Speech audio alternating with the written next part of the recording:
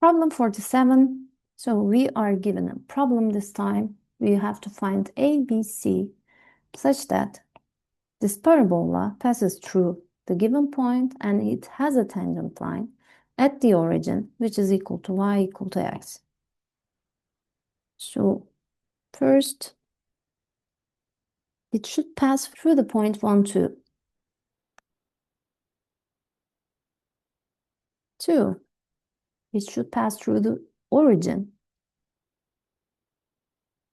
And 3, it should have a slope equal to 1 at the origin.